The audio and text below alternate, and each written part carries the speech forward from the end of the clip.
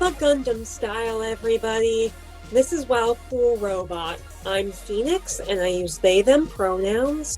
I'm Max. I use he, him pronouns. It all ends. It did. It I don't all ends. I don't want to go. I don't want to go. We have finished watching Mobile Suit Gundam The Witch from Mercury. We have finished talking about individual episodes of Mobile Suit Gundam The Witch from Mercury over this journey of fucking... When did this start? October 2022? Thereabouts? Yeah, it did. That was... I guess... Yeah, it's like a season, right? They took a break for a couple months and there were some production issues because it's a Gundam series. So there's production issues. Yippee! But this is like a bit of a different animal, like production issues wise.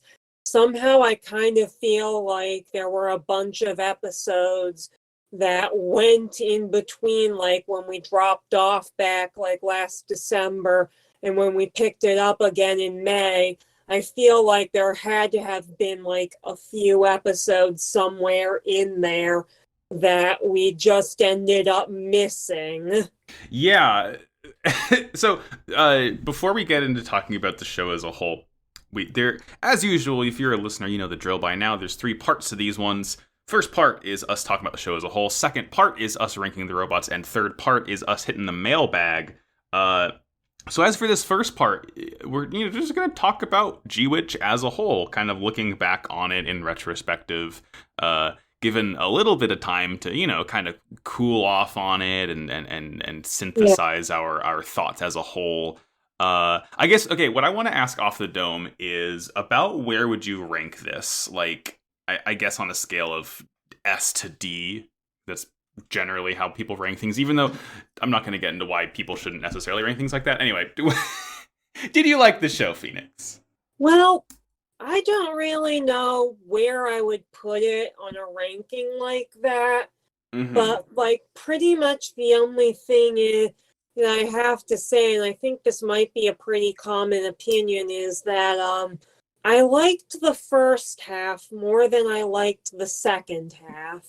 I just have a really hard time like quantifying stuff down to like, okay, this is what a 3-star is, or okay, this is what S tier means, this is what B tier means, this is what I just have like really sure. hard giving stuff numbers.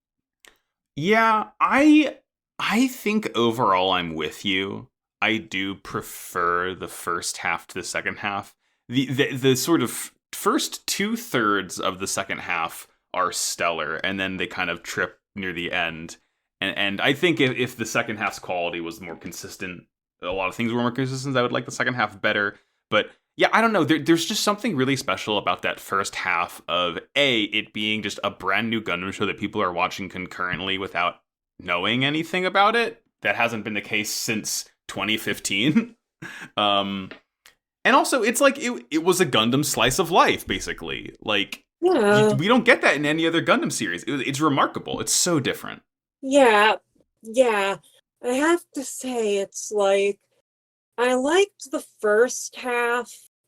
Like, I have to say, it's like, I am a Gundam Wing liker, and it's like, I know that, like, fumbling the ending and sort of like, so, like, I kind of know it's like, okay, like, you can't expect, like, the ending to be a bit fumbled and stuff to kind of just, like, start, like, losing coherence after, like, the first part. But I have to say, it's like, I think what makes me, like, sort of, like, want to, like, stick along more with, that made me want to, like, stick along a bit more with Gundam Wing, and say if, like, I was trying to, like, watch the entire G-Witch starting, like, now, I probably would end up, like, falling off during closer to the ending and not finishing it, because it's like, I gotta say what you will about, like, the quality of the writing of stuff like Wing. Wing was fun. Sure. I mean, I don't necessarily think G-Witch wasn't fun. I think that what it boils down to for me is that I think one of G-Witch's biggest problems is that they tried to put they tried to make a 36 or more likely 50 episode show into a 24 episode Yeah. show. And that's why I feel like, okay, so were there like secret episodes in like that they aired in like January and February that I just missed? Like, Yeah, we gotta wait for Taylor's version to come out.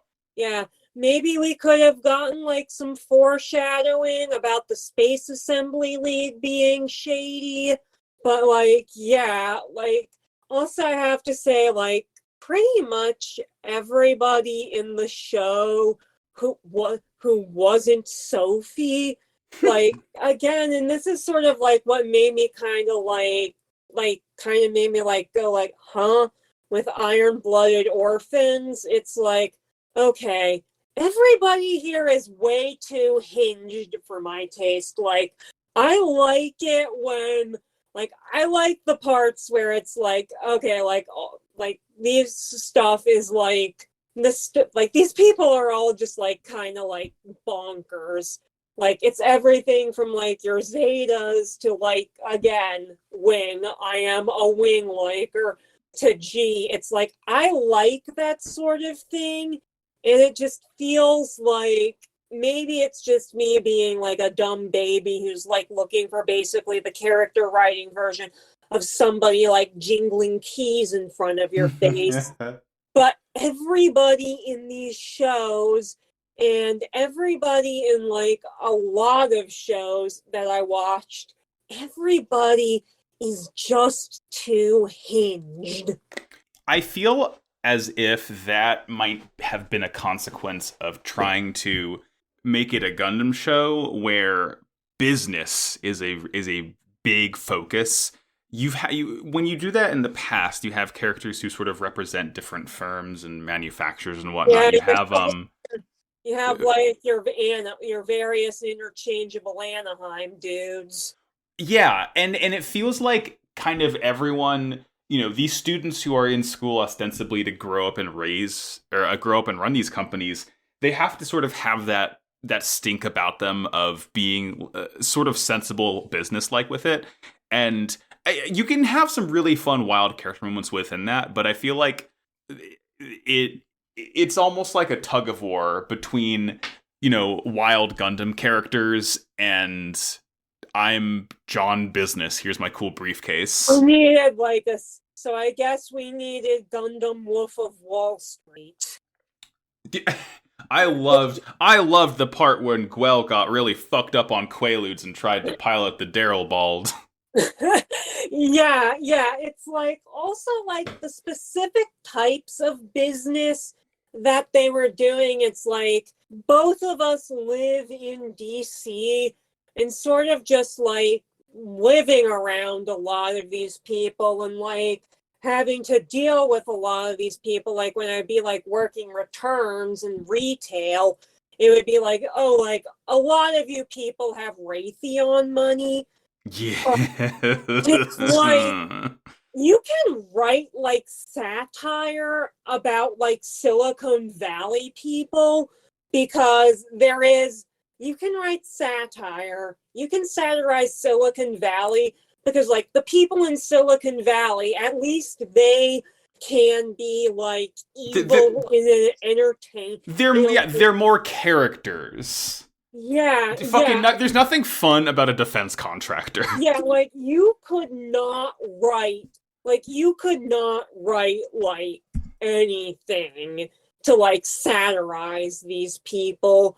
Like you can do Silicon Valley, you can do Stonks, guys, but you cannot do these people. They're just like everybody. It's like everybody there is just like so painful.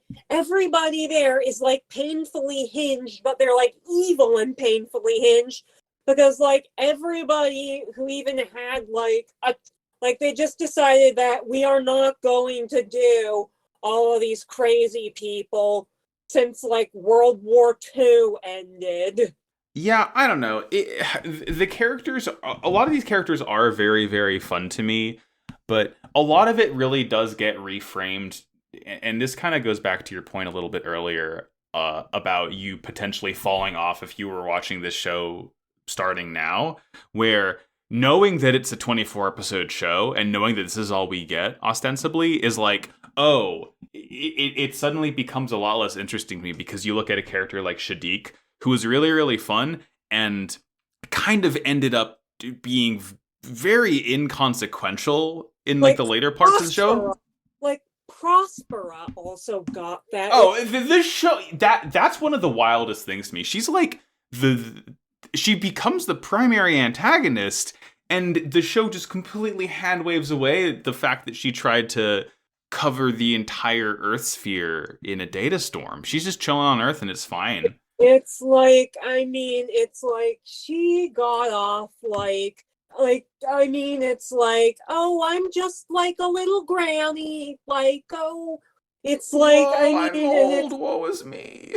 Yeah, like I am 100 years old. I am going to be watching Prune Juice and drinking Jeopardy from now on. Mm-hmm. Oh, I am. Yeah, it.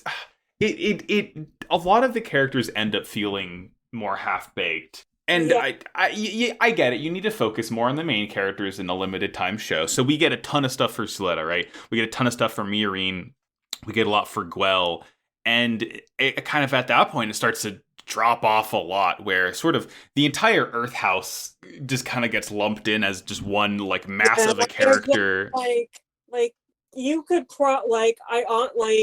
you could probably like remove like at least 3 of them from the show and nobody would notice. Yeah. And it's like, it's nice having these little background characters, but the problem is it's a Gundam show, and everyone needs to kind of have important stuff to do. And, you know, you think back to, I guess the equivalent of Earth House is Gundam support teams. Every character on White Base was very important, had a ton to do. Honestly, I expected in like stuff like the like Noria and Sophie's attacks, and also Noria's attack on Anacassia. Like, honestly, I expected a few of them to die. No, I don't want to fall into the trap of nobody died, therefore it's not a more heavy-hitting ending, but nobody died. Yeah, it's like everybody. It's like, wow, what? Like, I guess somebody put in an extra shift at the plot armor factory, but it's like nobody, like even just like one of them dying, not like everybody gets wiped out. Like even just like a couple of them. It goes back to my point I made last episode of how, like data storm sickness. Everyone's talking about how it's this threat that could potentially kill you. And outside of the prologue, exactly one person is killed because of data storm sickness. And then like the other, I don't know, 3 characters that die. Let's see. You know, Sophie dies from data storm. Okay, great. Noria gets shot. Her suit blows up and she gets exploded. It wasn't data storm.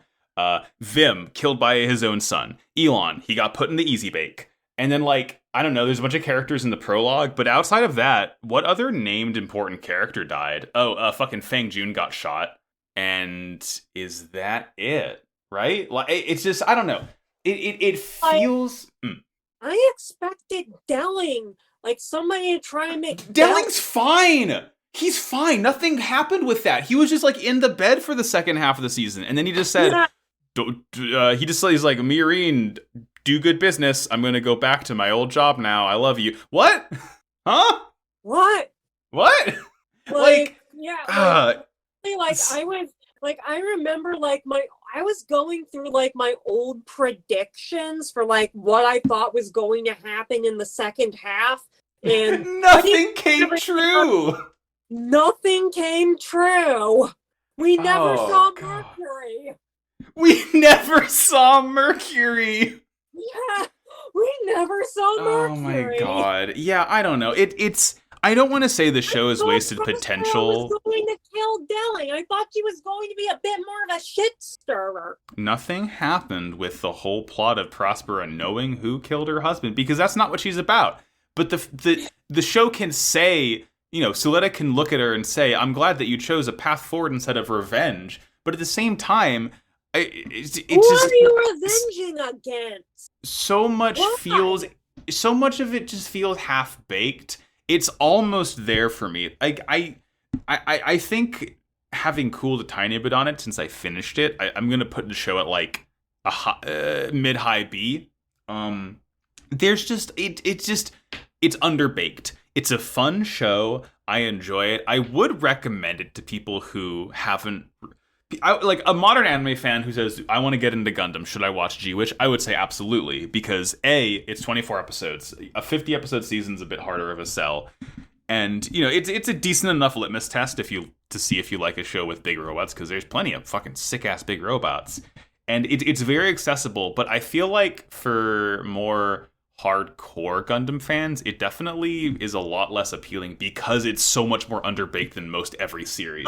noticed, like, I noticed just with seeing, like, people's reactions to the next episode. And actually, I'm kind of thankful that, like, Twitter was down all day. So, like, I could, like, stew in, like, my own feelings about this show and not have like my data set be really corrupted by anybody else's opinion. But Right. I noticed there are two like categories of like G-Witch finale reactions. And I guess I'm not real like there were the people who this was their first Gundam show. And I think that like their reaction seems to be a lot more positive than people who actually know Gundam. And Yeah. I guess both of us fall into the second camp. Right. Yeah. It's really hard to make the comparison between other Gundam shows when so much more of it is fleshed out. Like Yeah. I don't want to. It's like, but like, if you like somebody who like this was like their first Gundam, and then like, I just kind of want to see what the experience would be of like people coming back to this after they've like went out and they've like explored more. I've seen a lot of people saying that they're like going through that like they're currently on they're like currently going through Zeta right now. That Mhm. seems to be the pace a lot of people are going at. But like I want to know what will happen when people revisit and they sit and they just like get a feel to know more about Gundam and they actually see it's like, hey, this kind of feels like it's missing a lot of stuff. Right. And I'm really curious in my mind how this is going to compare to the as far as I know, the only other Gundam main series that has a single season is Reconquista in G. It's like 25 or 26 episodes. I'm really curious how this compares to that because the only other shows that have single seasons are like the build shows, and Or those are like very much designed like around that. wait a minute, like single seasons. That's also like G, X, Turn A, Wing. Well, no, but I mean, like, I'm sorry, not single seasons, but like 20 roughly 25 episodes. Yeah, yeah. Like I know it's like Seed and like Seed's like its whole own can of worms, and like Double O was like this. Right, but all of those have 50 episodes. I like what Yeah, I mean to say right. is So, but like pretty much the only thing that like this really compares to in length is G Reco and maybe X because that one got cut short so much. yeah. I'm really interested because I feel like those are going to be a lot more. Those are going to be a lot more apt comparisons. I think. I mean, like I know that G-Reco is kind of in the UC, like sorta, and obviously X is also kind of in the UC, sorta, not really. And this is its own timeline, obviously. But yeah, I wanted to see, and I fucking God knows how long it'll take me to get to that point when I can compare these kinds of shows after I've watched them for the podcast.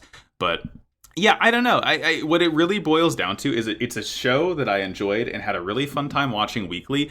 But overall, it feels a little bit underbaked and You underdeveloped. would And like, would you have also dropped it if you were watching it if you were trying to watch it all in one go? I, w- I know I wouldn't, but that's because I'm very stubborn, and I 100% completed Assassin's Creed Odyssey, a game that I really didn't enjoy, and that took me like over 100 hours of my life. So it's not a matter. It's a more of a matter of I started this show. I'm not gonna fucking like drop it. I'm gonna finish it.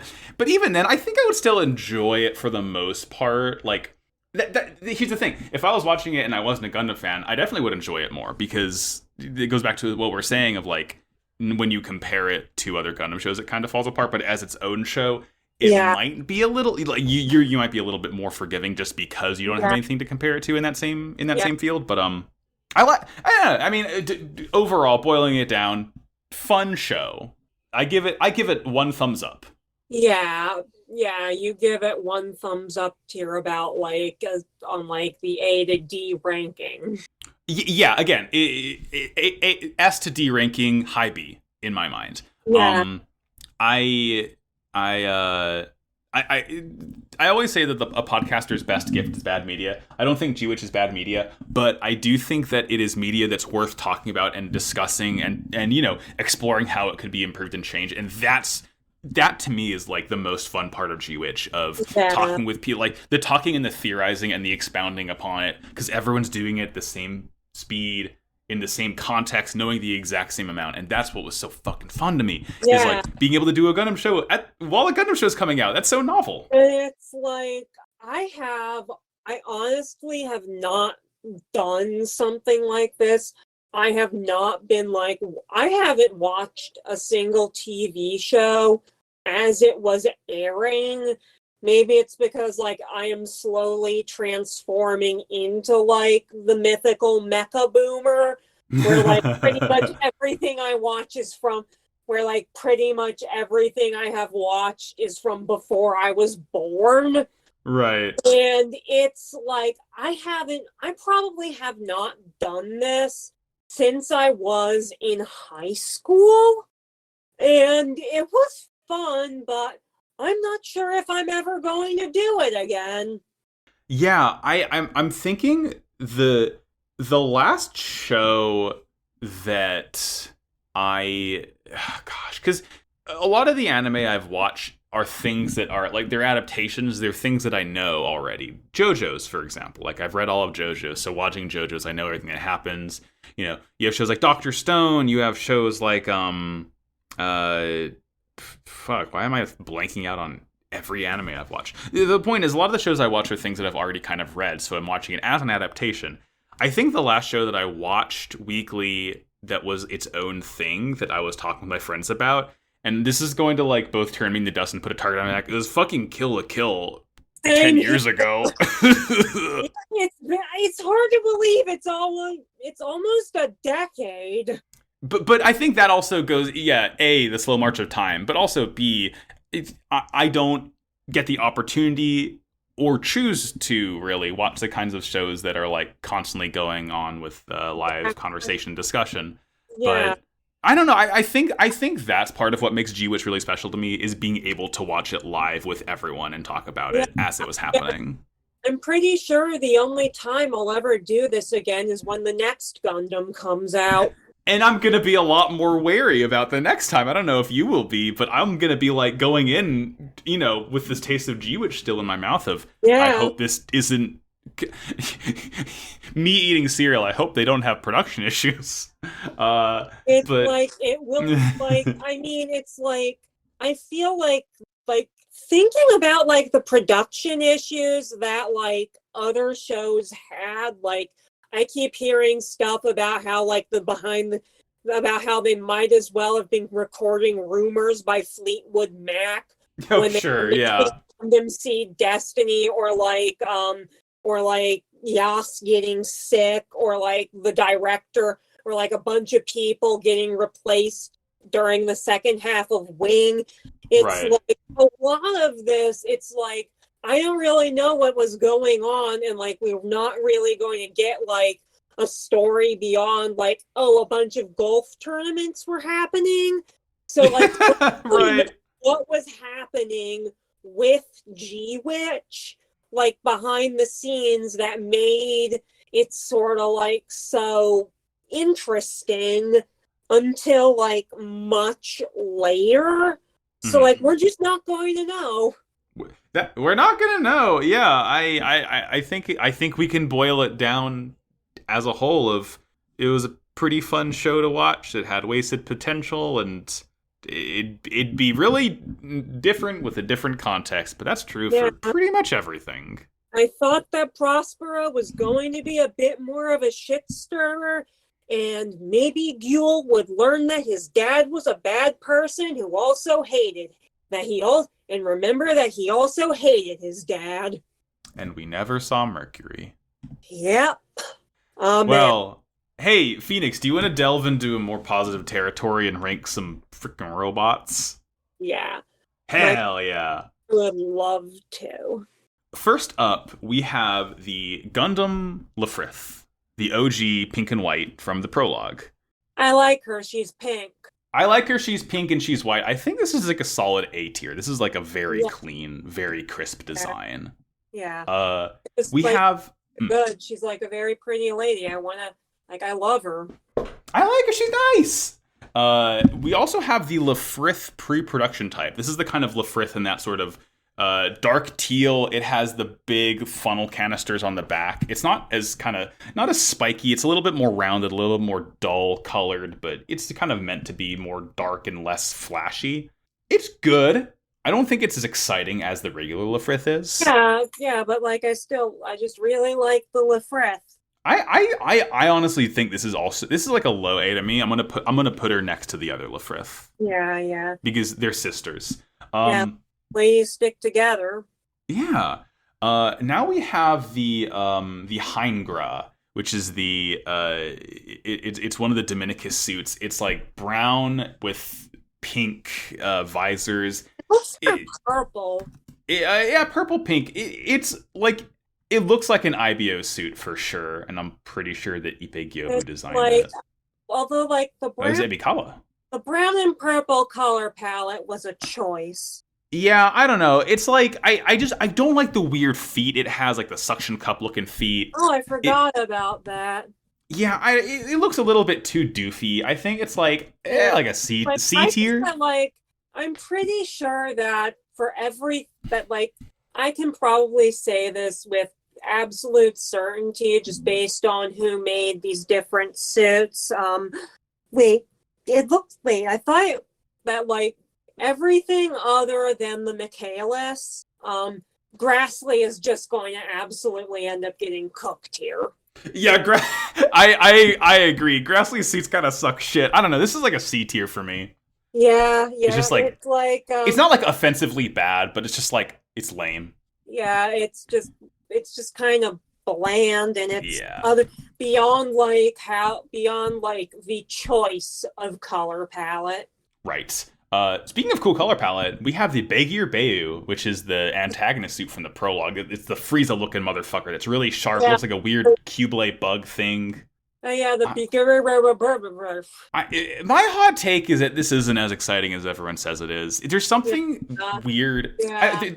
There's something about the way that those big fins kind of stick onto the back of the skirt. It just looks really. The proportions look really, really weird to me in a way that makes it just doesn't look that exciting. I don't really care for the head either. I know it looks like a cool praying mantis head, but I like when the mobile suit kind of has a face to it, and this doesn't really have a face, so I'm kind of left looking. Yeah. It's like I know that it's like it kind of feels like somebody tried to mess with the Cubelay. Yeah, and you can't mess with the Cubelay. Yeah, it's B. It's better than the Heingra, but it's not a Lafrith. Yeah. Yeah. All right, now we have the star of the show, everyone's favorite little sister, Gundam Ariel. Fly.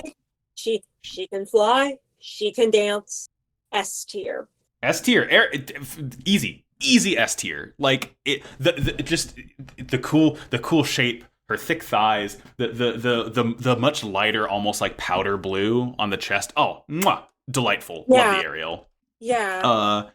Easy. Moving on to the Demi Trainer, the I guess gym equivalent kind of this show. I will be honest, Demi Trainer is also an S tier for me personally. I love this thing so much. I love how just kind of like stubbly it is. It's just like a big fucking tiny beefy thing. Oh, it's so funny looking. I love it. It's it's a little chunky guy. And it has that really nice, like very pale olive with white gray accents, and then you have that splash of red on the cockpit and the nice dome head. It's big like mitten hands. Oh, it's cute. It's cute is what it is. What do we think? Can I convince you to put this in S, or is this like a to you, a B? I think I would put it like I do like the murder Heelys. Yeah. For me, that was just Choo Choo's custom. Right. Well, and Choo Choo gets her own entry on this because hers is different enough. But as for the regular demis, what do we think? Like A tier? Yeah, like I would put them below the Lifriths. Yeah, that's fair. All right. Yeah, low A for the demi. What about Choo Choo's demi? Do we like it more or do we like it less?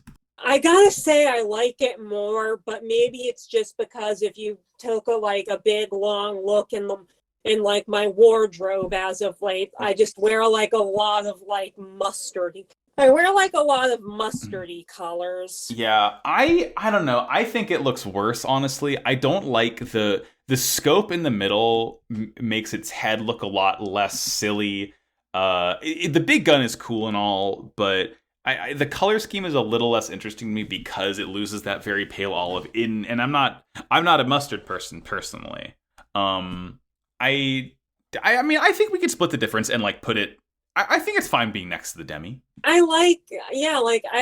It's like it kind of it matches my wardrobe. Like Yeah. Choo Choo, it's like kind of an interesting choice because she has like that big like all that pink hair and she's wearing like that big pink jacket. Like it's kind of an interesting choice for her. Yeah. Okay, next up we have the Delonza. Yeah, not this is the regular Delonza. This is the teal one. Heckin' Chonker. Heckin' Chonker. It's a big bug. It's cool. Yeah. It's fun. Yeah, like I said that like Grassley is going to get cooked.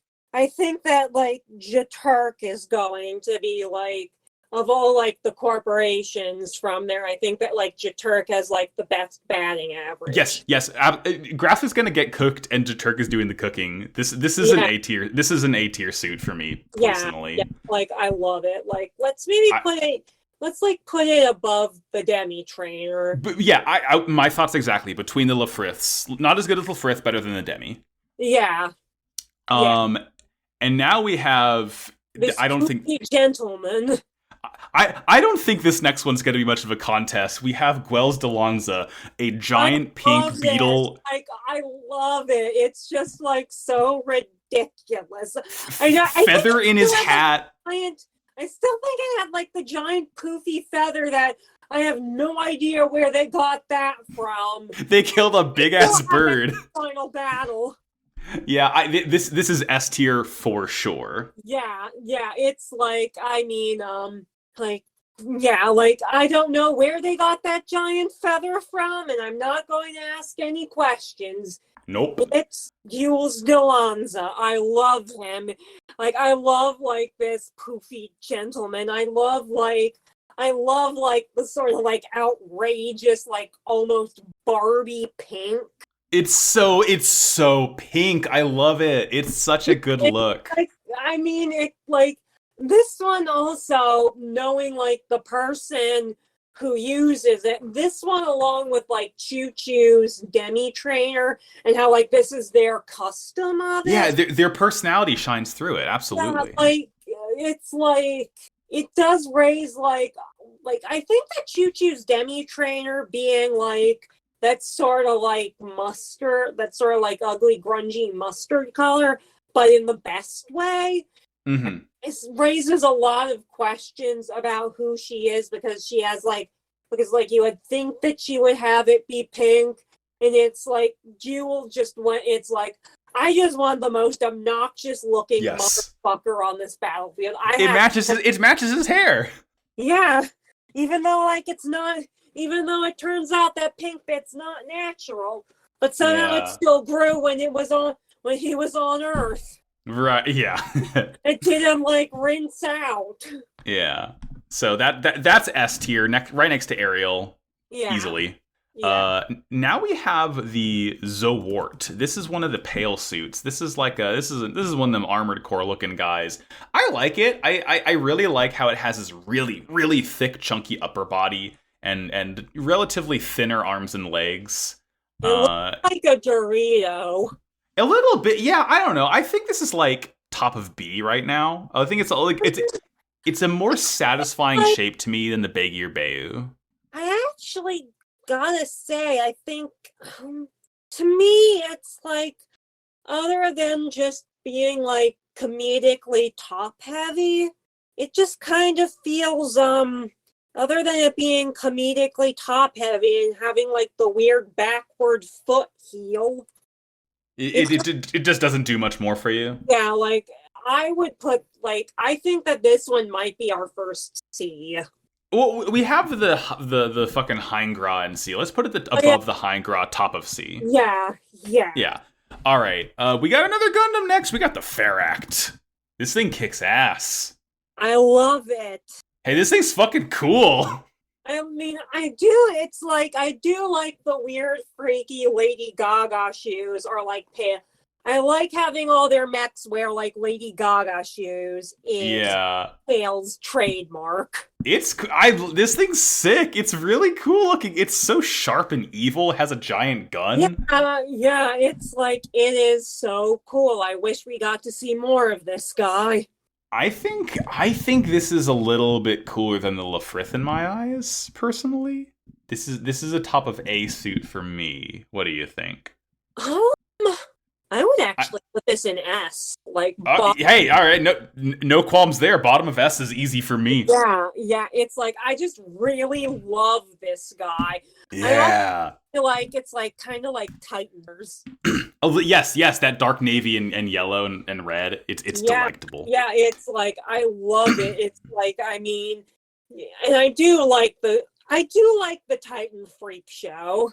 The Titans are fun. They got drip. Sorry Yeah. about the war crimes, but they got drip. Yeah, All right. I kind of wish the bad guys in this show had more drip. So I guess on to the next one.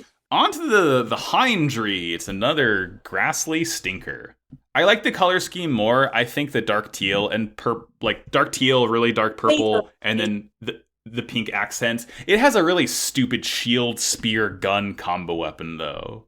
It's like it looks like somebody made a mistake when like that weapon looks like somebody made a mistake when trying to put together a gunpla of the Shenlong.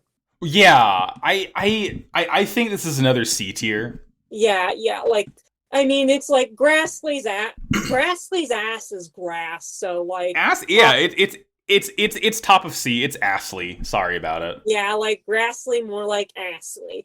Although I do Owned. like now that like I am looking, it's like maybe if the teal was like a little bit brighter and not like that dark, then like I would actually put this in B if the teal was brighter, because then it would be like cool vaporwave mobile suit. Right, but yeah, as it is now, I think it's C. Vaporwave, but like they tried to print out the picture and the color got messed up in the printer. Exactly. All right, moving on. We have the Michaelis, the only good Grassley suit. I genuinely love the Michaelis. I think it is so cool. I love that it has like the Gundam 00 tiny feet. I love that it has just a giant Samus arm cannon. I love its cool like Centurion blade on the head. Yeah. Like I think since I've put together like a few 00 kits, and it's like the feet, like even though like I do think it's like I do like it when they look like they're wearing little shoes. Yeah. Yeah, like I love it when the Gundam looks like it has shoes on. But knowing and having built a bunch of those kits, like I know how annoying those feet are to put together. Yeah. I also am not really like a fan of the giant arm cannon or like the weird like Blairy Winkle. Yeah, I think. What do you think then? Maybe top of B. It's better than the Baggy or Bew for sure. Yeah, yeah, We'll do top of B for it. yeah. I'll be okay with that Like because there's I one feel later on that we agree. like Grassley has like that really cool like purple accent, But but they're doing that's the only thing they have these, going for them throughout yeah, the whole like they have series. it. It's just like a lot of their other stuff just kind of feels like a bit all over the place. Yeah, speaking of, we have the Big Ear Pente. What the fuck is this thing? Who gives a shit? This is like the purple and red variant of the Big Ear Bayu that like Shadik's girls use, and it just has like a weird big gun. It has a weird antidote shield. The colors don't work for it. I don't I believe mean, it looks like like, Janemba but shitty. I like purple and red together because like I'm a huge like fan of Magneto and those, and it is Magneto colors, but But it's Magneto like, pulls it off so much better than this. yeah, yeah, it's like it's I guess it's like that weird green accent on like the weapons and the shield that doesn't really like red, purple, green. Like that is not a color scheme. It's like somebody tried to be like way too unique. It's I guess Kananji Avery is still in his DeviantArt phase. And it's not only that it has the green that glows, but the purple that glows on its body, the actual perma in it, doesn't turn green either. So you have two different like glowing Yeah, colors on yeah. top of It's the like gray. it's like I don't know. give it This is up, D tier to Kananji. me. Like give it up, Kananji. You're not going like you are not going to be popular on DeviantArt. Yeah, this is D tier. I don't give a shit about this guy. Yeah, Who yeah, cares? yeah. Like put it at the bottom. Like Uh, Conversely, I think that this next suit, I'm gonna make a tier above S. yeah, yeah. Like I am so glad that we all agree that Darabal gets The its own. Daryl Bald is the coolest suit in this show, and it's not close. This guy is this. Oh my god, he's so sick. I love him so much. Yeah, like I remember it was like Darabald gets its own tier, and like this tier is just Darabald. And like It's the G tier. G for Gwell. yeah, yeah, it's like it is so cool. Like again, like Grassley is getting cooked, and Jaturk is doing the cooking. Turk's cooking. The Daryl Bald is the sickest guy. I mean, Yeah, no notes. Perfect. yeah, Daryl Bald's so good. perfect. Like I love it.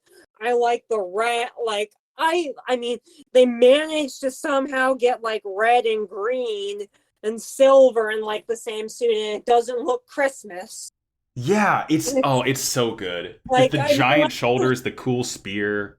It's it's perfect. like it's like I mean, I guess somebody like I do think that like the shoulders with like the markings are a bit like Cubile, and it's like A I little guess bit. like somebody saw like Kananji's continual quest to be roasted on like Ad Stella DeviantArt, and it's like no, Right. this is how you do it. Like let Yeah, me this is tell how you. you do it.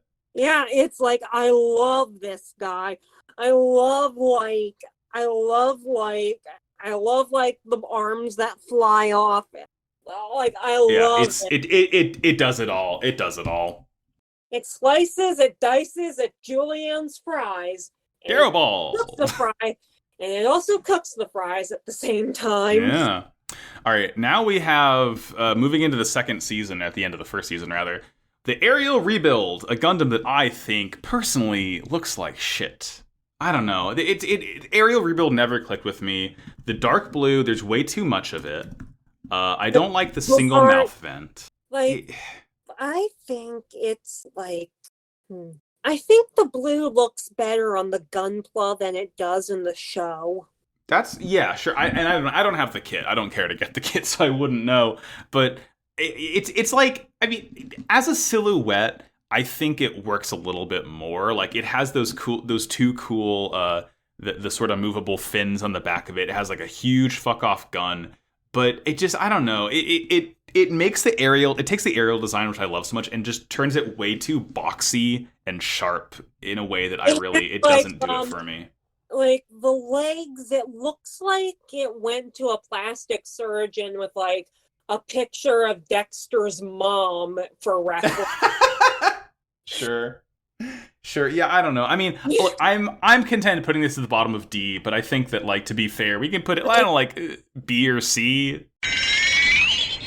All right, aerial rebuild goes into its own fucking dog shit bottom tier. Yeah. Like, I'm so. Okay. Dear listener, let us explain. So, what happened was, in reality, the fucking official explanation is that Craig went down for maintenance while we were recording last night, so we had to split our recording up over 2 days. The real answer is that Craig was mad that we weren't saying nice enough things about the aerial rebuild, and said, fuck you, you're getting cut off. I mean, it's like, it depends on how you feel about the Pixar mom comparison. Like, that could be very positive. What I've done is I've taken our tier list, which I'll give you a minute to get that open if you don't already have it. I have straight up added a tier below the Big Ear Pente. It just says Craig, and that's where the aerial rebuild goes. Okay. So let's see, where were we? I think we're going to talk about Noria and Sophie's Lefriths. We have the Lefrith Ur to look at now. And this is funny. And I guess we can kind of talk about the Lefrith Ur and the Lefrith Thorn together, because they're like sister units. I've kind of turned around on both of these. At first, I was like, oh, the Lefrith Ur is pretty cool. It's a pretty solid suit, and the Lefrith Thorn is just too silly and stupid looking. I'm the opposite now. I think the Lefrith Ur is boring, and the Lefrith Thorn is really, really fascinating. Again, a lot of these people making choices with their mech's color palettes. Yeah, I mean, these ones are boring. It's like a dark teal and a dark brown. Like, the colors are nothing to me. Yeah. The Lefrith Ur, I mean, like, it strikes a fine enough silhouette. It looks like it could be a suit from Wing. It has, like, a very 90s chunky, or a 90s chunkiness to it. I wouldn't really say that, like, unless you're talking about all those weird Oz grunts that they were making before they got bored and decided, you know what, like, let's not even do the rest of the Zodiac. Like, let's just go for Geese because whatever. Yeah. It's yeah. Like, it is giving Oz grunt to me. Yeah. Yeah, it doesn't really look like, since I have all the boys up there looking at the and I'm just looking at them for reference, they just don't really seem that chunky. Yeah. It's I guess, I mean, closer to, like, G Gundam suits were chunky. Suits were chunky. I mean, I also have my God Gundam over there, and it does not, like, that one doesn't look chunky, like... I guess maybe not the God, but... The point I'm trying to make is, like, the Ur is just, like, it's kind of middle of the road. It's fine. It's not, like, terrible to look at, but it's boring. Yeah, like mid-UC maybe, like, with, like... Yeah, this could be, you know what, this could be, like, a sleeve suit that we see in Unicorn. Yeah, like, mid-UC, like, from, like, Char's counterattack through, like, Hathaway. Right, yeah, I don't know. I don't know if it's, like, bad enough to put in C tier. I think, like, bottom of B. It's, like, very middle of the road. It's fine, you know? Yeah. But the Lefrith Thorn is so much cooler to me, because it does have these really stubby chicken legs, and it has really long arms. It looks like the Core Gundam. I like it's cool. It's, like, really, really big, wide backpack on its back. It's such a strange-looking creature. It looks like a bug, almost. It looks like, it's like, I kind of think it looks like both of them kind of look like the mech designers were, like, going on and designing, like, their own things for, like, Lefrith Thorn and Lefrith Ur.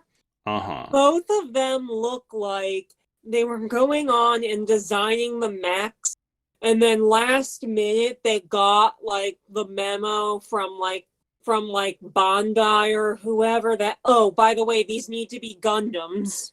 Yeah, especially with a Thorn. The way its arms and legs proportions are completely flipped.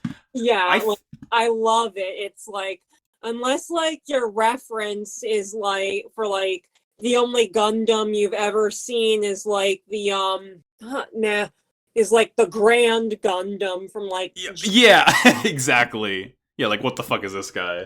I think this is the top of B for me. Yeah. It's cool. I love this weirdo. It's such a cool one. Now we have the Gundavulva, the sort of mobile doll type things that Noria and Sophie used. This is, like, I don't know. This is so boring to me, because it's just like, it's gray. It's gray and gray, and with an accent of gray. Yeah. It, like, I have like for Christmas, my brother, he ordered this all the way from Japan because they did, the entry grade strike Gundams. Yes. He got me one in like the deactivated color. Oh, the gray color, yeah. Yeah, he got it for me because it's also the one that came with the little bath bomb with the little seed weirdo aquatic grunt suit inside it. So I was building gunplay in the bath. Yeah, but unfortunately the gun vulva isn't as cool as a deactivated seed suit. It's like this is like I think like seed is like peak wow cool robot. Right. Well, the gun vulva, I don't know. Like I think I want to put it in D because it's just so boring to me. Yeah, I don't care for it. Before, above or below Kananji's DeviantArt phase? I think below, because at least Kananji's DeviantArt phase has really wacky colors. It has the courage to be silly with it. This is just it's boring. All right. Now we have the Demi Barding. This is Choo Choo's like upgrade suit that Cecilia lets her use. It's like Choo Choo's Demi, but it has a really weird backpack on it, and it has like an even funkier scope. I like the backpack that it has like another Demi head on it. I like the I know we were talking about like Choo Choo's Demi trainer and like this like I came up with like the murder heelys. I do miss the murder heelys, but like it's just regular feet. Choo Choo must be like a really big Vodums fan. It's like it does have a lot of Scope Dog vibes, doesn't it? Yeah. I guess like Choo Choo is like Ad Stella's biggest Votoms fan. Like I like this thing. I mean, I don't know if it's that different from her Demi Trainer itself. I think I'm like I think I'm gonna put it next to it because like they're almost the same thing to me. Yeah, it's like it's kind of odd though that like Bunyan or whatever that company that built it. Burion. Yeah, Bunyan. Built it that it's basically just like Choo Choo's Demi Trainer 2. Right, yeah, because I mean, like, Choo Choo's Demi Trainer was ostensibly just a Demi that Choo Choo customized, and like, I don't know, maybe when you pilot a mobile suit, you have to sign the EULA that says we can take your designs and turn them into our own, and that's what happened. But either way, it's cool. Now we have, holy moly, we got the Schwartz set. This thing, it looks so at first. On a glance, it looks boring because it has a similar problem of the gun vulva where you just look at it and you say, oh, this is gray and gray and gray. It's like gray and black, but I think it looks like a lot more coherent. It has, and it has, it's like a pale gray, a really dark gunmetal gray, black accents, and then it has like a very, like a pink rust, a really dark pink, like a burgundy, like a dark wine color on a lot of the metal bits of it. It's like the shape of it's cool. Gundam. It's like again, like I have seen Gundam Seed, and it's like I cannot stop saying good things about what the Gundams look like. When the Schwartz set pops off though, when the permit glows pink, and it like hubs. When you realize that the giant sword is actually a Gundabit sheath for an even cooler glowing pink sword, and it has like it keeps the Gundabits draped over its shoulder like the Rose Gundam, and they can do like pinpoint lasers. Oh my god, this thing is so cool. It is so cool. I really wished it had a different pilot though. Yeah, fucking Lauda Neal of all people. Yeah, like, I could have sworn this was either going to be like everyone thought it was gonna be Guels. Oh, like this is going to be Gules. This was going to be Prosperas. This was going to be, like, even Soletta, like, without the Mercury. And she would get, like, this cool, like, goth suit. And she would be, like, the knight, like, and she would be, like, Miorine's Black Knight charging in to save the day. Because, of course, you have to remember, this was made by the guy who also made Code Geass. Yeah. I think this is an S tier suit. I love this thing so much. Like, I love you. I love her. I just, like, I mean, at least with this one and the Michaelis, it's like, I know I can get these ones for, like, pretty cheap. Right. With, like, I'm pretty sure that, like, in the original plan where this show was like 50 episodes, this was somebody else's suit. At least I remember. Yeah, but in the abbreviated, they're like, oh fuck, no one can pilot except for Lauda. Let him play, coach. Yeah. Moving on, we have two more. One is the Gund Node. These are the fucking army of suits that Aerie used when she was in the Death Fortress. I don't know. They're like gun vulvas, but more interesting. More like Gund Chode. Yeah, I like that they have a little bit more roundness to them. I like that they have the bunny ear V-fin instead of the regular face V-fin. Yeah, the good amount of like little green lights on them. I like, again, it has that really dark wine color for the frame of it. But it's not amazing to me. Like, I don't think this is better than a C tier suit, but it's like, it's better than the Gun Volva for sure. But again, I think it's like C tier. This is like a solid, like, mid-C. Mid-C, yeah. It's better than the Heingra. I wouldn't say it's better than the Zowort. I don't know. And, like, since I'm, like, looking at pictures on this I am looking at pictures on this on Google Images, and for, like, a little, like, suggested things, it's like, why is there Gund Node Paw Patrol and Gund Node Sesame Street here? Fucking hell yes. Why is it? Great shit. It's like so odd. It's like weird.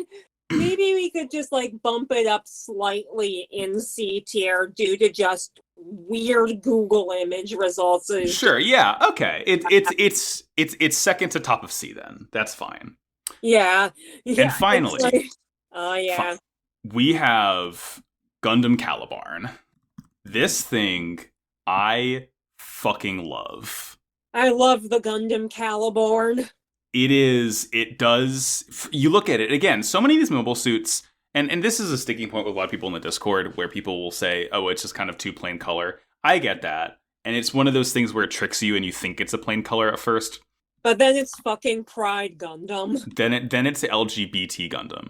And, like, looking at it, to judge it on all of its kind of merits, right? Without the colors, it is definitely more based on the aerial. It's a little bit boxier than the aerial is, but you can tell. Sort of like halfway between like Schwarzette and Ariel.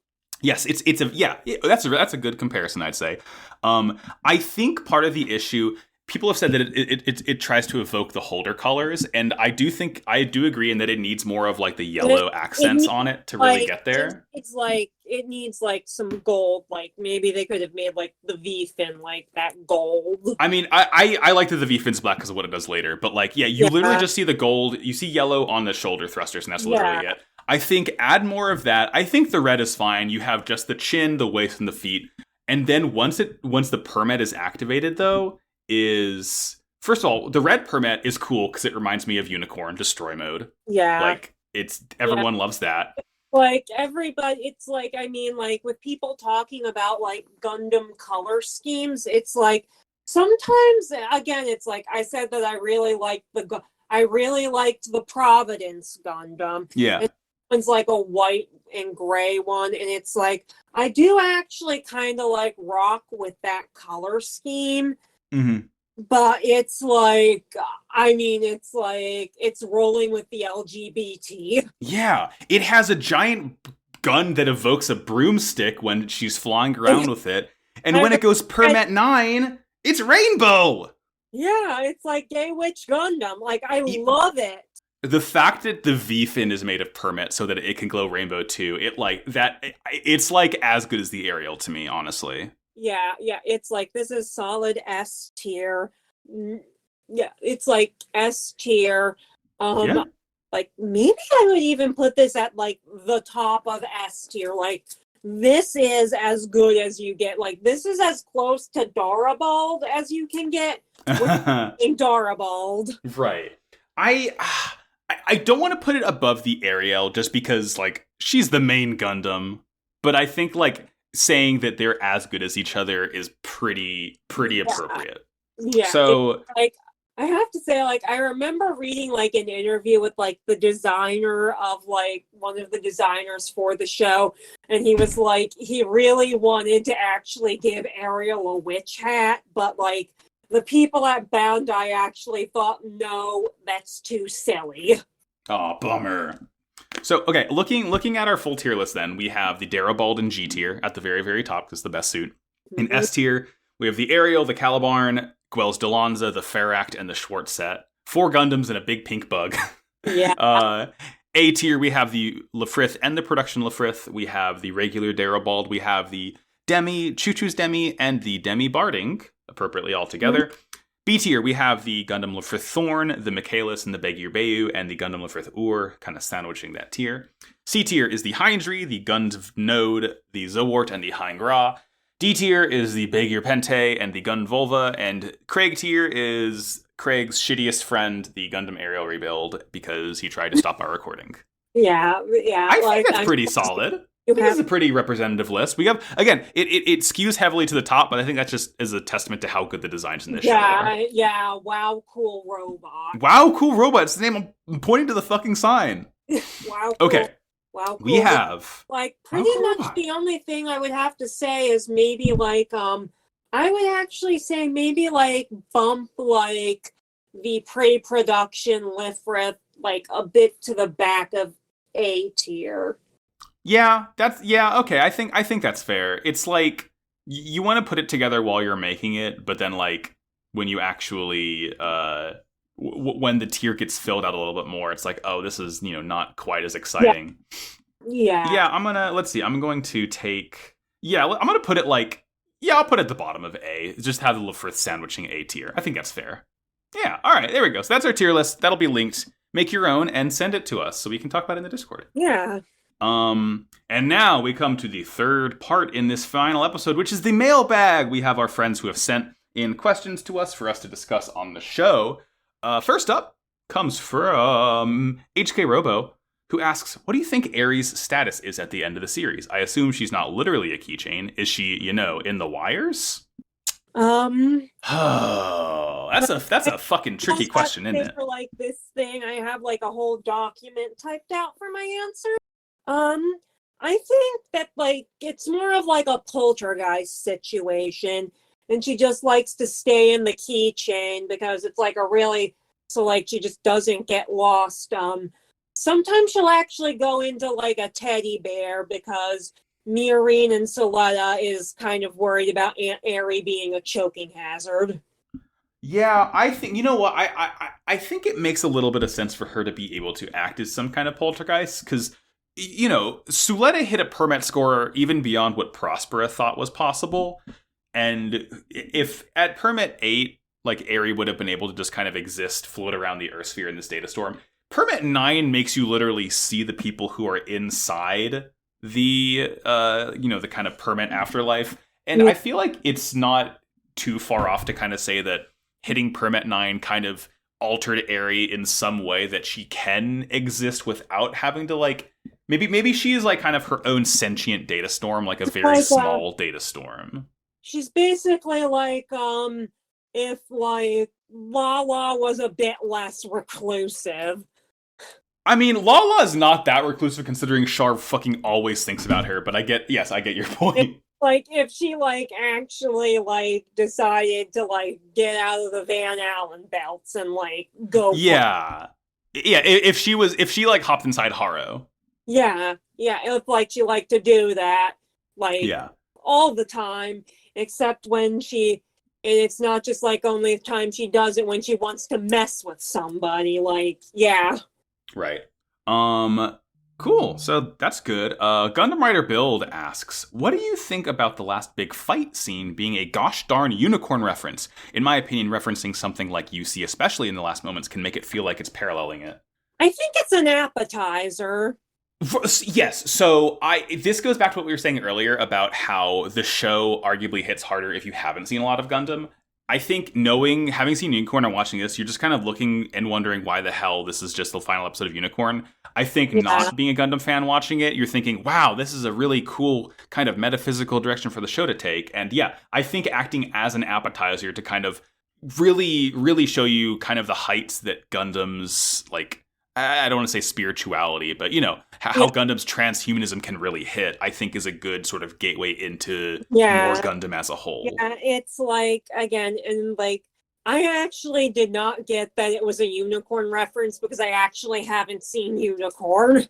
Yeah, I mean, when you watch it, you will be astounded at how closely this episode follows the end of Unicorn. It's wild. Like, I mean, I do think that, like, although, like, maybe I have no idea how they would have gotten this past the ratings board, but I would have wanted to see Prospera full frontal. Fucking yeah, give her a perm. I, I, I wasn't talking it about that in that way. Oh, you mean like the kind of vessel? Oh, oh, oh, oh, oh. Well, there's a website. Phoenix, do I have a website for you? Aiton Crag asks us. I've been on the internet for like 15 years. Aiton Crag asks us, what were Suletta and Miorine's wedding colors? Who caught the bouquet? Um, Red, orange, yellow, green, like tomatoes. They had like a summer wedding. Oh, I like that. That's so good. That's so good. Who caught the bouquet? Felsie. Yeah. Fuck yeah, Felsie. I like Felsie. She's fun. Yeah, Felsie caught the bouquet, but not after, like, there was a fight with Choo Choo. And thankfully, Prospera did not wear white to her own daughter's wedding. Right. She had that gray streak in her hair, so that was close. That was all she was gonna get.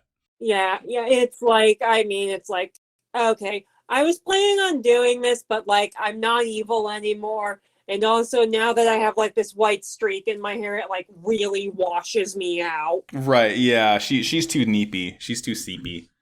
Metal Well Solid 5, Cass asks, you have a choice to go to dinner with the Pale CEOs of $50,000 cash. Who you choosing? Yes. Thank you for being an enemy.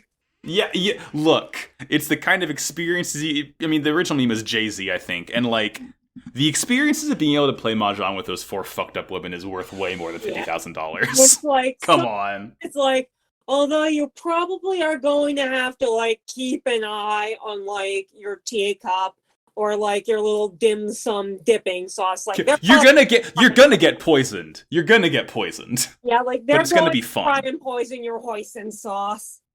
They're gonna poison the hoisin. Yeah, they're going to, like, slip. Like, I would, like, yeah, like, I actually do know how to play Mahjong. I know how to play like, the fucking Windows app Mahjong of, like, removing matching blocks. I don't know how to play Rishi Mahjong, and never will. My mom has a bunch of, like, friends that she, like, plays tennis with, and, like, I sort of somehow, because I also wanted to play tennis, but nobody my age also wanted to play tennis with me. Yeah. So I ended up being absorbed into my mom's friend group, and after they go play tennis, they like to play Mahjong together. That's a good way to wind down. Yeah. Yeah. Yeah. All right. Let's see. Why did I click away from this channel? I don't know. Next up, we have Snow Whistle, who says, on a related note with my question, I feel Okochi and his team often struggled to deliver on a lot of the world building and political ideas they were trying to deliver, but as an increasingly knowledgeable Gundam fan, I found it easier to follow some of these ideas due to Okochi being a fan of referencing older Gundam projects. G-Witch was created to be an accessible Gundam for new fans, but I personally found a lot of the show's world building and politics relied heavily on understanding elements that had been elaborated on in older shows. How do you guys feel about this? Do you feel G-Witch succeeds as an accessible first-time Gundam experience? I don't want to keep harping on what I said before of how the show hits harder if you haven't seen Gundam. I do think it's very accessible. I have a lot of friends who have not seen Gundam who are watching this and who are really, really loving it. Yeah, it's like, I have to say, maybe if this whole anime thing doesn't work out, Mr. Okochi, you could open up a dim sum restaurant. You would be really good at giving people appetizers. Yeah, I think a lot of it, and I don't want this to be a cop-out answer, I feel like it's honestly a mix of things that work better and work worse if you're a Gundam fan. I mean, there are certain ideas that, first of all, Gundam fans, you're watching for the Char archetype, right? You see Prosper in a mask and you point at the screen. and you see something like, oh, this time it's the Earthians who are being oppressed, and the rich Spatians are putting the thumb down on them, and that's a subversion of classic Gundam tropes of the I Spatians being mean, poor and the Earthians being rich. Was that? they did that in G. Yeah, yeah. I mean, I feel like it's more obvious here because like G, G's a serious show, but like if I'm showing someone G, which is a first time Gundam fan, I'm showing them knowing that it is pretty representative of the franchise as a whole. I'm not going to show someone G, which and like know that they're going to know this is kind of a one off experience. Like I'm not going to show someone G Gundam with the intent of making them think that all of Gundam is like G Gundam. But I feel like with G-Witch, you can kind of show them that, and they get the idea. They get the idea of what Gundam's Come on about. down to like come on down to Mr. Okuchi's buffet. Yeah, yeah. I think it's a mix. I think that I don't think it's a net zero. Like I feel like on the whole, it is a more valuable experience being able to reference other Gundam materials. But for every instance of some subversion of a theme, you have something like, oh, if I compared this show to IBO that had a really well fleshed out experience of what life is like on Mars, a different planet than we've seen before in Gundam, versus The Witch from Mercury, we never saw Mercury. Like, move forward, gain 2, retreat, gain 1, but like, I'm always you're moving forward and you're retreating when you're comparing this to all the other Gundam shows. It's like I guess they ended up getting confusing, and now they're doing a cha-cha instead. They're doing a shar instead. Yeah, and it's like I have to say, like I actually wrote out an answer here. Yeah. If this is like again, this is like for a lot of like, I'm pretty sure that nobody who is like a first-time G-Witch person will ever act, who's like their first Gundam ever was G-Witch, and they want to go on, and they're now just wanting to know what to do. I gave some writing advice. Again, if I want to be optimistic, the older show elements could be like a neat little Easter egg for anybody who decides to stick around and watch more Gundam. Please do that. And if you want to write the next big Yuri mecha epic, it would actually be kind of beneficial if you actually knew what you were doing about writing mecha. Anything to really keep, and if you also know what mecha people want about your writing mecha stuff, they will stick around and you will have a very loyal fan base. And you kind of want people who are into mecha to like that, because you need a mix in order to have like a good fandom, as opposed to say something like Voltron. You need a good mix of people who are like, I want Char to rail a Muro in the cockpit of the jet, and you also need people who are like, I really like how the jet combines both Federation and Xeon elements. It's a really good suit design. And even if like, just stick around, watch more Gundam, watch more mecha. Even if you don't really think that thing that you're watching is exactly your cup of tea, that can be a very powerful motivator for creativity. And it would be, and yeah, like if you know your stuff, you're going to sell, you're going to get a bigger audience who might have actually not even really been into reading Yuri like how you were when you first watched it. Like you were into Yuri, but you didn't really know a lot about mecha, and we can kind of like start to like cross-pollinate so the genre can, so that like we can kind of get like some fresh new perspectives in the genre, and pretty much anything to keep the mecha genre relevant, so that I don't have to hear that take about how, oh, it got killed in the 90s by Evangelion again for like 10 years. Like I've seen people saying that for like 10 years. Yeah, that's very well said. I feel like like you have to cast such a wide net for Gundam specifically because you have such a wealth of people who are watching the series for different things. I mean, to answer the question a little more directly, I do think the politics are largely understandable. You just have to kind of know to view them through a more business lens than Yeah. like a regular kind of Yeah. Yeah. just mecha anime, and not mecha anime lens. I guess yeah. What it boils down to is like I'd say it's pretty competently made for what could be someone's introduction to Gundam, but again, it's just you can't cast a net that wide and have it work as well as you'd hope. It's just you just can't do it. And I think they did about as well as they could have given like the insane amount of constraints they were working under. It could like, as much as we kind of talked a lot about the negatives of the show, it could have been so much worse, right? Mm-hmm. Like like the show finished and that's commendable. It's like I have to say, like, stick around, learn about robot, look at cool robots, write the next great mecha Yuri. Yeah, exist in the space, see what you like about it, see what everyone likes about it, and build on it from there. Like, yeah, like build on it, like get it. Gundam build fighters on it. Yeah, like maybe like watch Gundam Build Fighters and see what you and like just have emotions about it. Like I also remember just like this might have been gone into like the talk back where it was like I remember seeing people who were like talking about how like maybe making everybody who is like higher up, like having like everybody at like having like the Benneret group and like pretty much every like important named antagonist be like a business guy.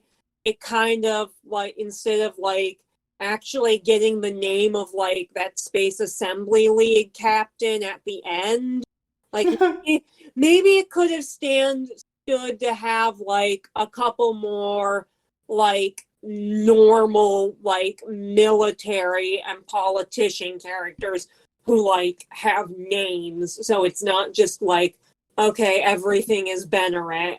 Yeah, Benneret all the way down. Mm-hmm. Let's see. Another one from Helga HK Robo. Much of the fandom discussion on Twitter between episodes was about the Felsi, Choo Choo, Nika, Sabina web of relationships. Which of those, if any, do you ship? I have to say it was like I think I'm into Sabanika, but I'm not really sure about the other two. And also for like ships that are not for ships that aren't Sulamio or Miuleta or whatever, or like whatever the one for like Prospera and Belmaria is, like that one was popular for a bit. I kind of toyed around when like Buell was in his camping arc, and I thought he would actually get like some character development at like a pace that where like that would actually be like paced out and interesting. I kind of toyed around with the idea of Buell Choo Choo. Okay, that's that's a fascinating one to me. Yeah, I mean, like I thought that like when he was in like his little camping trip era, I thought that like his trajectory was going in a completely different direction than the one it ended up going to. And honestly, I think like even though like mine is I kind of think yeah, like he ends up getting humbled and he actually decides to like try and build himself up again, and sort of as a way to like spite his dad instead of like killing your dad and then just ending up in a weird guilt fugue state for the rest of the show that you don't really that he never really woke up from, where he just completely forgot that his dad hated him. Right. My answer is a lot less thought out. I mean, this is not one of the options on this list. I like Lilik and Nika. I think they're nice. Thank you very much. Yeah, they're so nice. I don't engage in shipping. I can't talk about it as much. I can't give a very more well thought answer behind that. I'm actually sort of more like again, like I was talking about Voltron earlier, and I actually lived through that, and I think I ended up coming Not really on any of the sides of like that whole like shipping debate. I just ended up becoming ship agnostic. Yeah. Like Uh, in like you're a like so like are you like a professional shipper? Do you work for UPS or something? but. Hey, Danny, she is a Shar, asks, do you think there's a chance we could return to the Ad Stella universe in another Gundam series? What would you want the plot to be? And what returning characters, if any, would you bring? I remember you said something about this being a long episode. So here Uh-oh. What do we after got? I saw the last episode, I blacked out for 3 hours and I wrote almost 3,000 words of a pitch for Okay. 2 sequels and a movie. We can get the movie out of the way really quickly. It's just basically Shadik's counterattack. So, like, you can just, like, Okay, sure. cross that off. Only it's like, maybe I like to flavor it a little bit more of my own. It's more like, and maybe to make, like, Shadik a bit more of his own instead of just turning him into, like, a copy of CCHR. It's more like if Char had a manic episode instead of a depressive episode during CCA. But I have an idea. It is Okay. at Stella 130, 8 years later, after the end of the first show, and Gundam does a murder mystery and does more like spy thriller stuff. Think like Hathaway, think Wing. Think Yes. and also at this point, we are going to get so much witchier. Hang on to your ass. And if you don't like Magic Space new type bullshit, don't read, you hater. Yeah, you shouldn't have been watching Gundam in the first place. And it's like, due to the vacuum left by the, due to the like, in the power vacuum left after the dissolving of the Benneret group, the Space Assembly League has started to like ramp up control of stuff. Like, think they're like going Titan mode. I'm into it. Very good. And they are, and it's like, I think kind of that like this version of the Space Assembly League, because we've talked about there being like other fronts on other planets, and from what like I've seen from like, okay, so like Gund is going to need to be like very necessary like medical tech, and like Prospero lost her arm in a mining accident. Allegedly.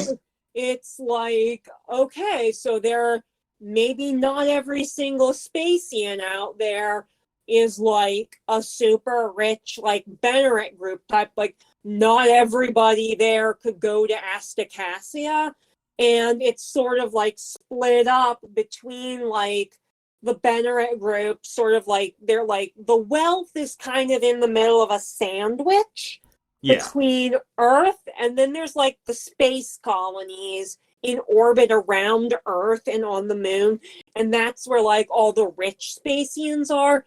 But then like spaced out all across the solar system, like on Mercury, Venus, Mars, the asteroid belt, Jupiter, heck, even Saturn can come into play. Like, why not?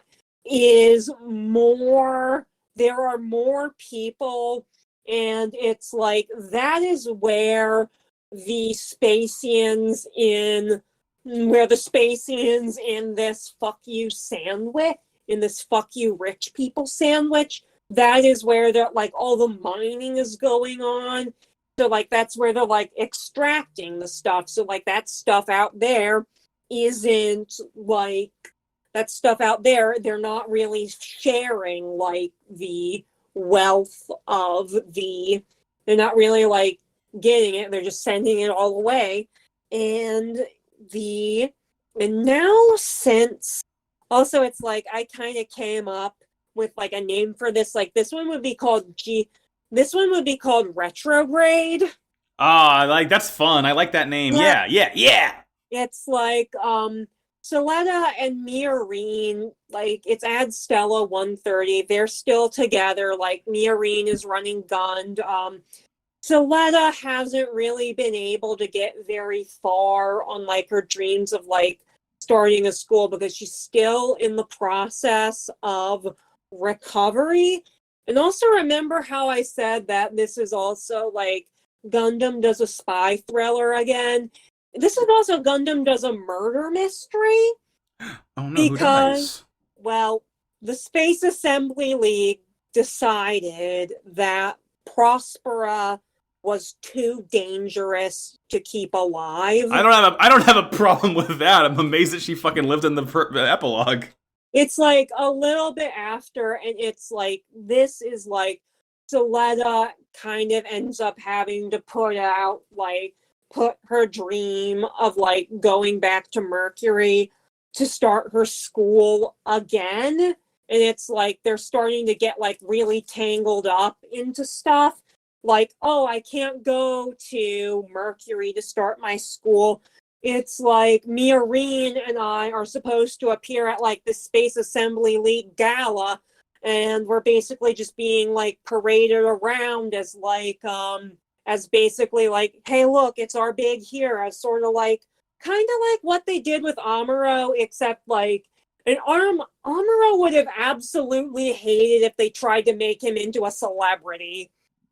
And Fucking Amuro. Whatever. yeah. And it's like Miorine is still the CEO of Gundam Inc.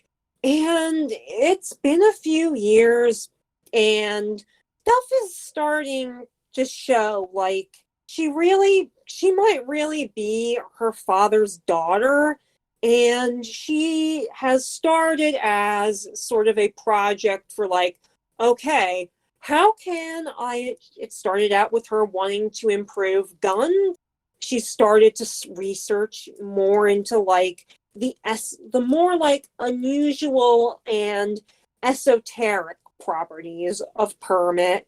And she also might be going through in this one a bit of a corruption arc.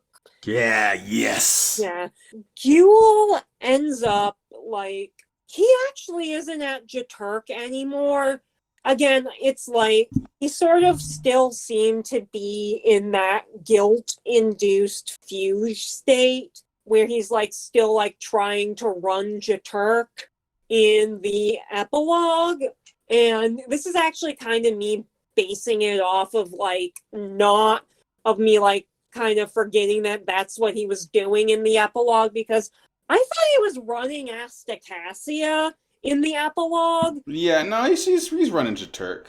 It's like he ends up like handing it off to Lauda, and he decides that, you know what, I'm no longer going to be dual Jaturk, I'm going to be school Jaturk. And Okay, SCHUEL Jaturk. Great. yeah, he is currently the headmaster of Astacassia, and he is sort of like using it. It's like, okay, let's turn this place from a Benneret group indoctrination station sort of into like a place where like Spacian kids and Earthian kids can like go and like intermingle so that like we're not like all like separate and walled off. Like very like optimistic. But the thing is about it, the Space Assembly League is now like trying to like bump off people. So like the inciting incident is that like our protagonist, who is like a new character, new girl, she is going to Astacassia, and then she ends up finding some of the Space Assembly League's grunts. Like she ends up finding like the Space Assembly League, like their new like faction, like, okay, like we can't really just justify having like a specific like anti-Gundam faction. So a lot of like Dominicus and Cathedra got folded up into this new thing that I'm just calling RST. It just stands for Really Sneaky Titans. Sure. And it's like they're like Titans, but they're also like spy Titans. And the new protagonist ends up catching them in an attempt attempting to assassinate Buell, and she ends up like freaks out, more chaos. Like they attack the school with mechs, like they get found out. She somehow ends up finding a Gundam in like just like hidden in the school. Like maybe it's a different one. Maybe she finds like one of the Lethriths, and like that's the one that she like starts out. So like she fights them off, and then she goes and runs away and like ends up getting caught up with like an anti-space assembly league faction. Mm-hmm.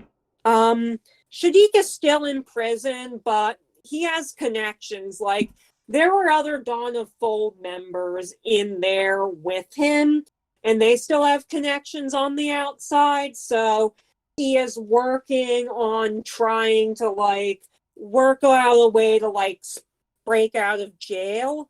Elan is still on his quest on Earth to find the landscape Noria drew, and he's actually going by a different name. Like, I'm just going with like, I just put in a random word through Google. I just put in the word to walk through Google Translate until I hit one that sounded really good. So I got Miarda, which was in Catalan, like Catalan. Okay, very cool. And he's going by Miardo Dunoc, and he ends up getting pressed into joining the anti-SAL faction, and he desperately does not want to be a member of the anti-SAL faction. Like, if Quattro was just like spending all of his time when nobody was looking, trying to escape AU because he does not want to be there. This is like the part where it gets witchy. On Mercury, the people feel like they kind of got abandoned by Prospera and by Soletta. So they are really mad at their, and this is where our Axis comes in. And leading it are three people who look like there are three leaders. One of them looks like how Elnora looked in the prologue. Another one looks like what Aerie would look like if she had lived to be 33 years old and not get trapped in a keychain baby forever. And the third one looks like Carda Nabo. These are like, they're like fucked up. Basically, I was also thinking like, okay, if you interacted with Permit in a way, in certain ways, you can kind of end up like having a copy of yourself saved in like the cloud of Permit. And maybe it was like how it was definitely like Miorine messing around with Permit being weird and doing like witchy shit with it. And they came back from the dead, but they're like these like corrupted, they're like these weird like corrupted copies of the people who they are supposed to be. And they also feel like and it's also like they're like made out of Permit. They're like bodies, so they're like weird like rock people. Like they can breathe, they can go out into space without a spacesuit because like ghost rocks don't need air to breathe. And they are mad. They want revenge. They see that all of these people in space around I called them planetary fronts. They hate the Space Assembly League. They want, and it's like, okay, let's all attack. And they're like weird, creepy, like they just end up like they feel like cold, emotionless rock people. Kind of like I'm just thinking like this is for everybody who's seen Double O. Like I'm thinking like fucked up rock innovades, like fucked up crystal gem innovades.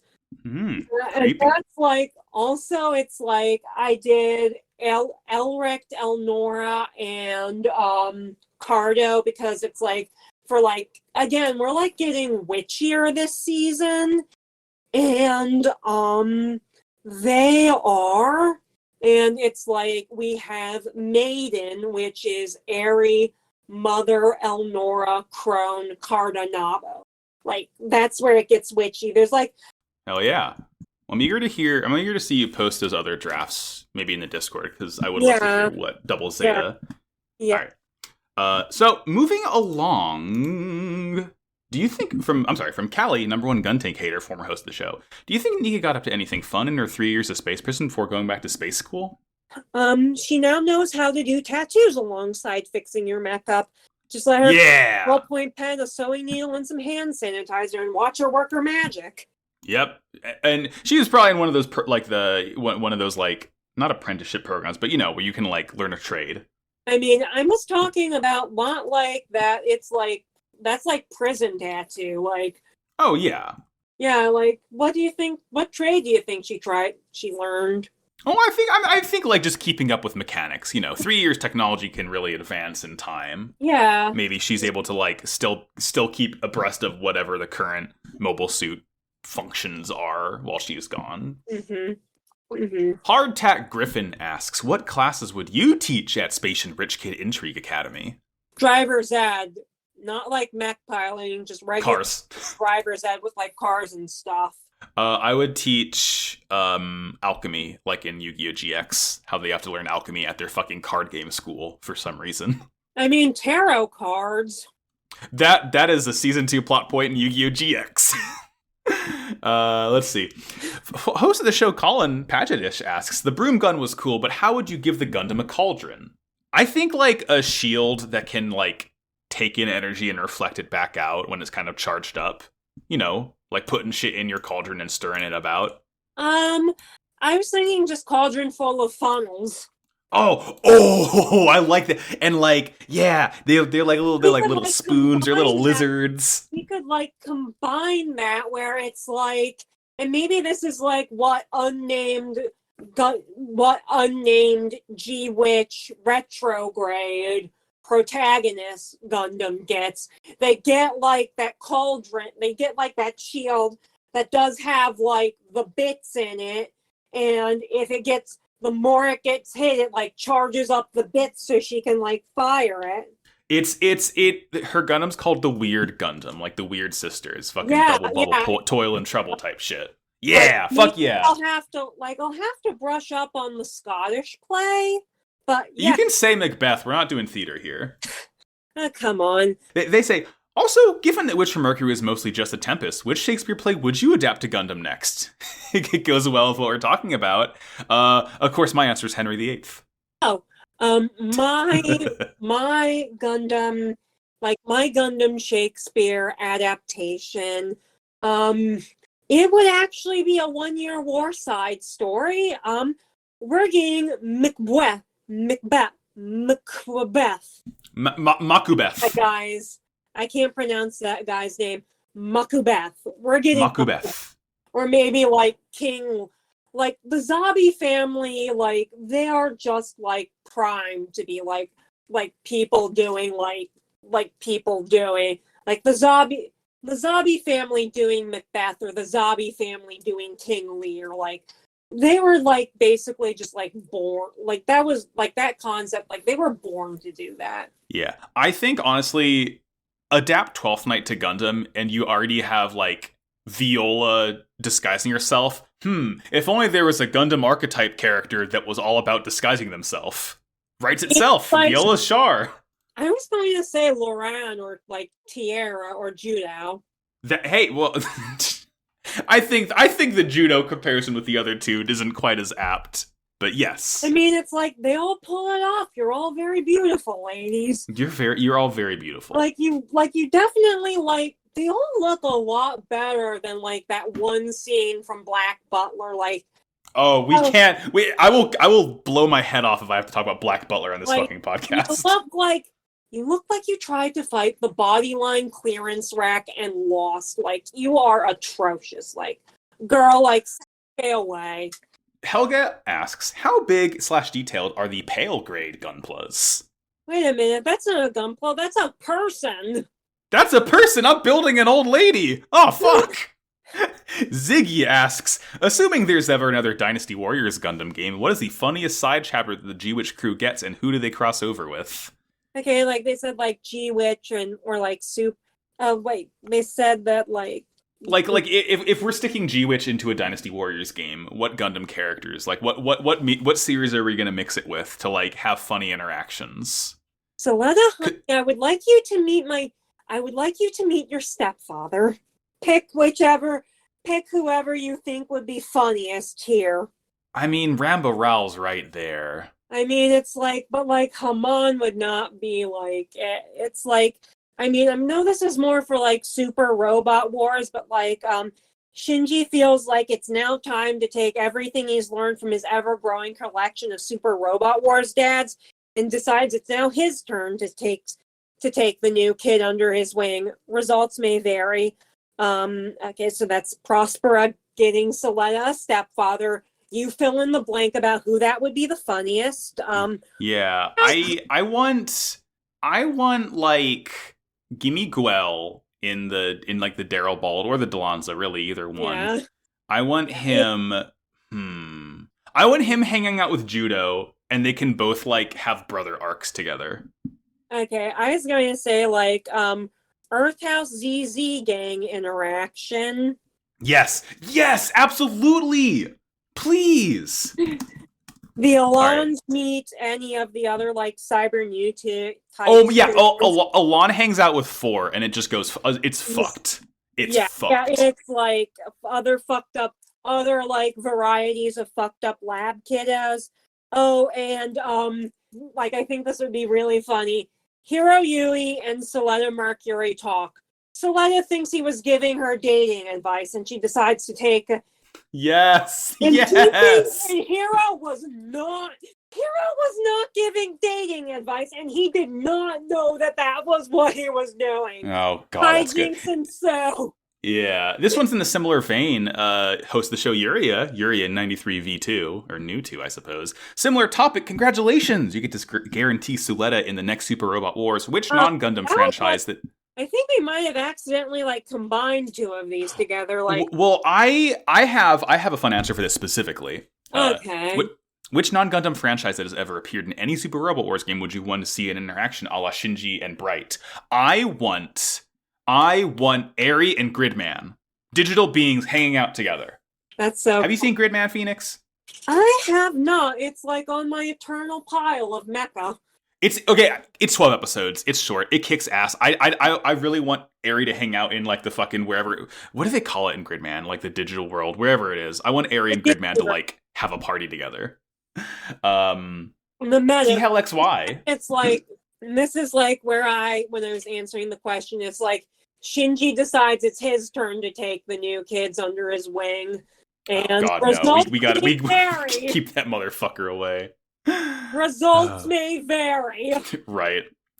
KLXY asks, if G-Wish got its own Zeta, what would Suletta's Quattro Vagina-esque identity be, and how good would Mirin look in Amuro's bomber jacket? First of all, Mirin would tear the sleeves off of Amuro's bomber jacket. Yeah. It'd be like a mix. Like, again, it's like, I don't really have, like, in my giant G-Witch pitch, I don't really have Suletta doing any, like, Quattro. That was Elan. That was the artist formerly known as Elan 5's job, and he really does not want to be there.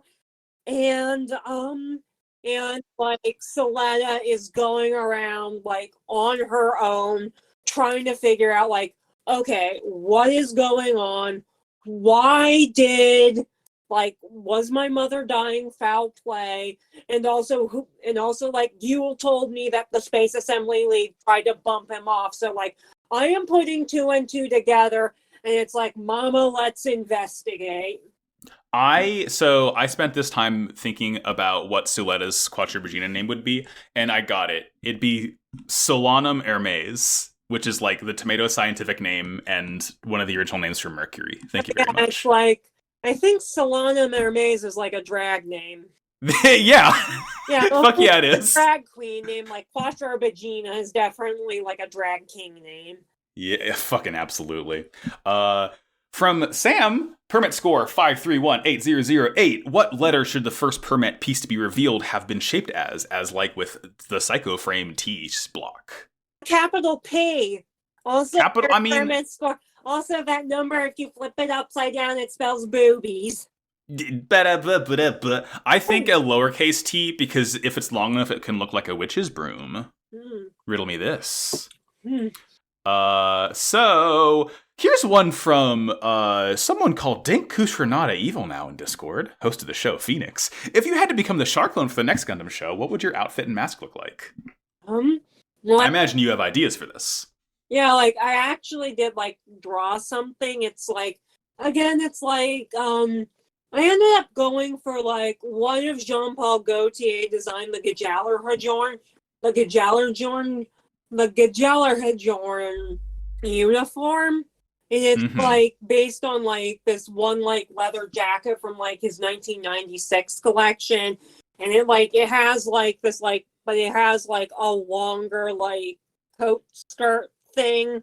And it's like I kind of ended up going for like, okay, what if the Zaft uniforms did not also look like the other guys' uniforms in C? Because that can get kind of confusing. Like, they look like they're all wearing the same thing. And it's like, I have, like, this mask. It's, like, silver, but it has, like, little, like, red detailings, like, around the nose.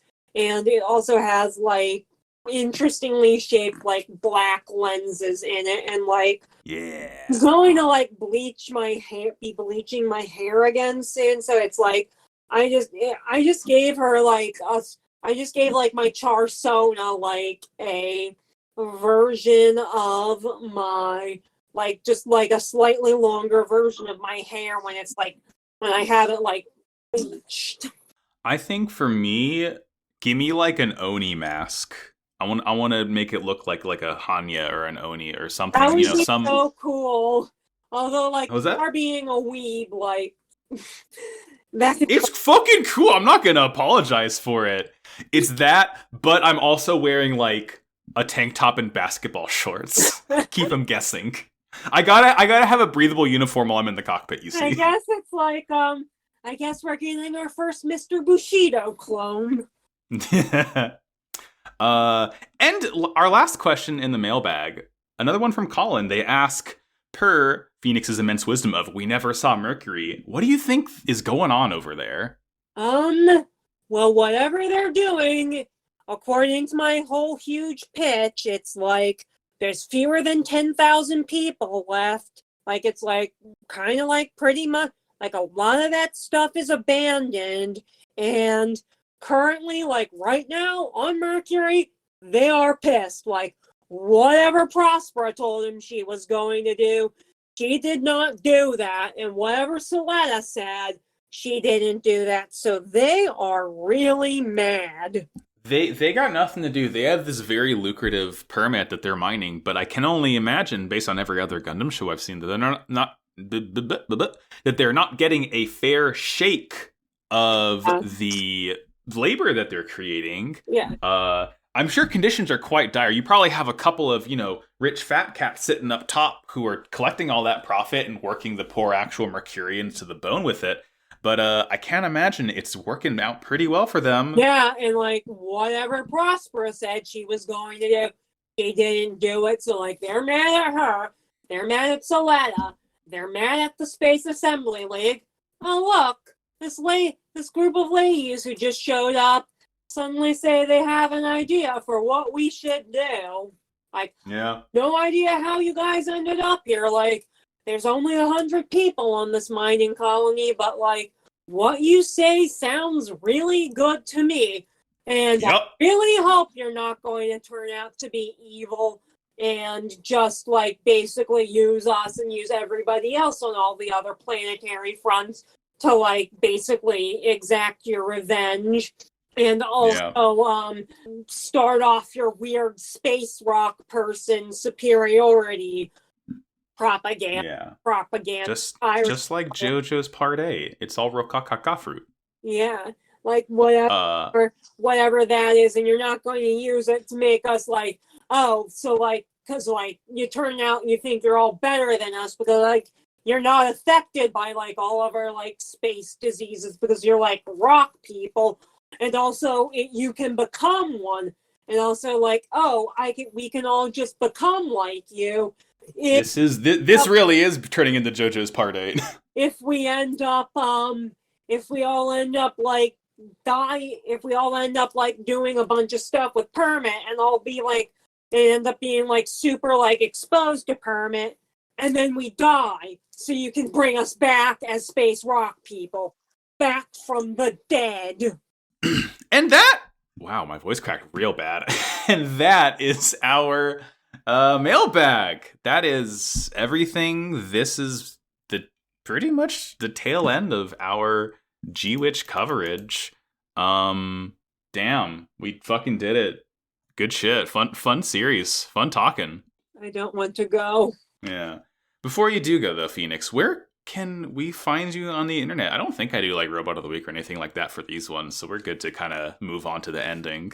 You can find me at you can find links to all my social medias at NeoCity at dankkushranada.neocities.org. And you can also find me at this place called Nova Labs. We're like if you're like around where I am, we're like a Commonwealth of Virginia based podcast. It's a makerspace. You do like a lot of stuff there. It's like we have like a gym. It's basically just like a gym for like woodshop tools.